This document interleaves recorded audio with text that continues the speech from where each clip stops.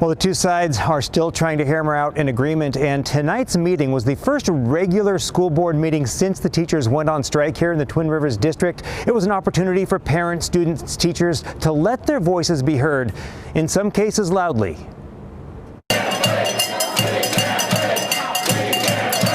A capacity crowd filled the Twin Rivers Unified District office. While striking teachers chanted inside, hundreds more picketed on the sidewalks outside.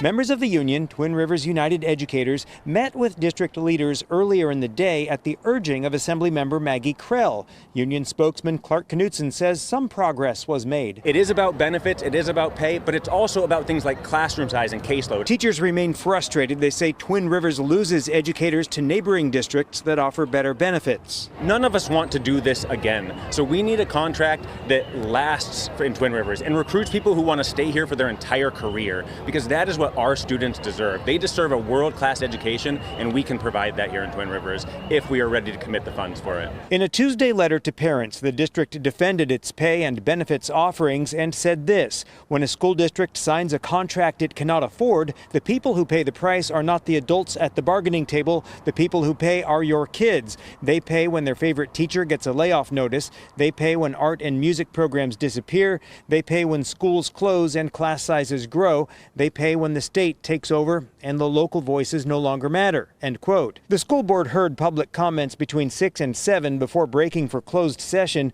Some spoke up for the district. I don't see how it's about the kids when you have teachers that take the learning materials with you on strike and are not encouraging the substitutes continue the learning that you're supposed to be for. Others defending the teachers. If the district truly cares about the students as much as these teachers, then they should invest in the people who teach them, support them, believe in them. Tempers flared a bit when the board broke for closed session before listening to everyone who signed up to speak. Investigate him, I guarantee you. You're taking that money, but don't be disrespectful. Some members of the public wanted the comment period to continue. I think they should still let the students speak. I think every student that signed their thing has a right to speak. Public comment did continue after closed session. The strike also continues. Union Representative Knutson offers this message to students and parents. We miss you. We want to be back in the classroom so badly. And this district has the money that they need to be spending on you and putting it in the classroom. And we're going to make sure that happens. And we've been monitoring a live feed of that meeting since we stepped out of the boardroom. And as you can see right now, they are still taking public testimony at this hour. Live in McClellan tonight, covering local news that matters, Dennis Shanahan, Fox 40 News. Dennis, thank you.